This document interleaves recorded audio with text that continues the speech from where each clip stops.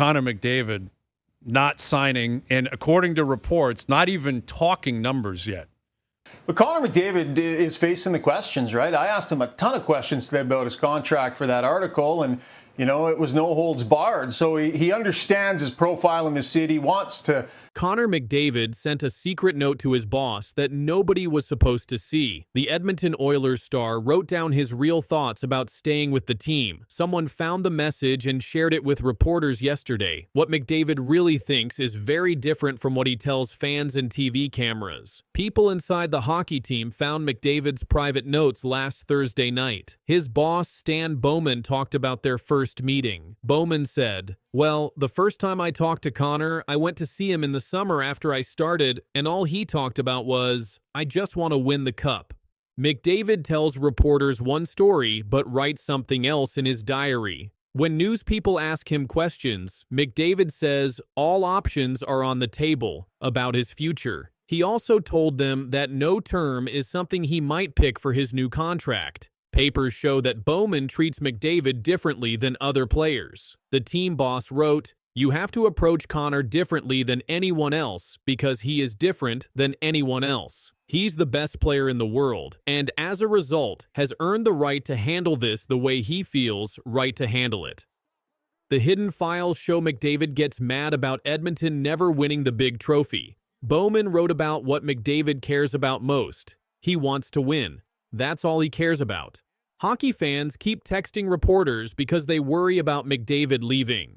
Messages show people asking, "For the love of God, Bob, would you ask Stan, is there a timeline on a potential Connor McDavid extension?" You know, people are a little bit nervous. Documents prove Bowman acts confident on TV, but worries behind closed doors about keeping McDavid happy. He tells news people he feels very encouraged by early talks with McDavid's agent. Records show he said they have had really good conversations about McDavid staying. McDavid signed his current deal in 2017 for 8 years worth $100 million. It ends after next season. Sources say McDavid's helpers looked at both long deals and short ones that give him more choices later. Emails show McDavid gets frustrated with Edmonton's ability to build a championship team. Even though the team made it to the Stanley Cup final recently, McDavid questions if the organization can get enough good players around him. His comments mention specific problems with the roster and money management. Bowman's answers to McDavid's worries show the boss accepts blame for team problems.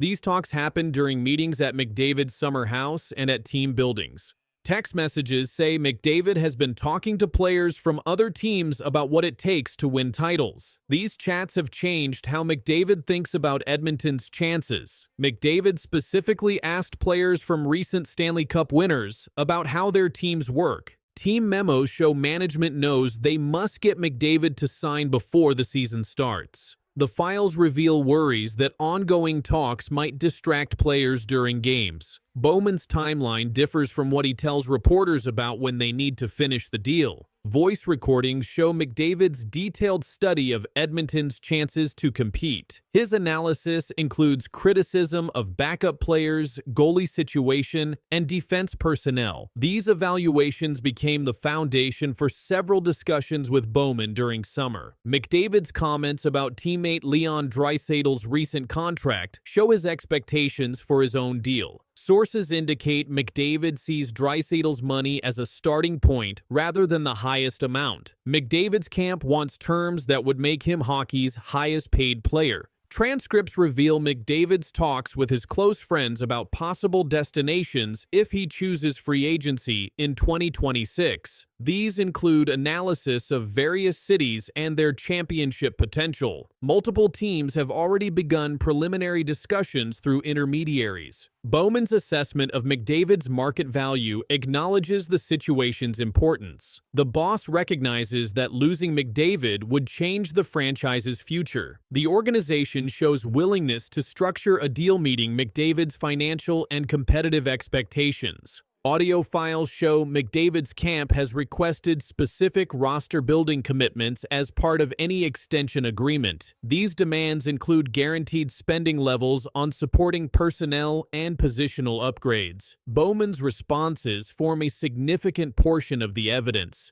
McDavid's evaluation of Edmonton's recent playoff performances reveals dissatisfaction with certain organizational decisions. The material shows his analysis of tactical choices, roster utilization, and management strategies during critical games. Calendar entries indicate McDavid's timeline for reaching a decision extends beyond the start of the regular season. His statements suggest a methodical evaluation process that will continue throughout the early months of the campaign. This creates pressure on team management to demonstrate immediate competitive improvements. Bank records show McDavid has been studying other superstar contracts around the league. His research includes comparisons with players like Nathan MacKinnon and Austin Matthews. These help shape his expectations for any potential Edmonton extension. Survey data reveals McDavid's concerns about Edmonton's ability to attract top free agents. His thoughts question whether the city and organization can compete with larger markets for elite talent.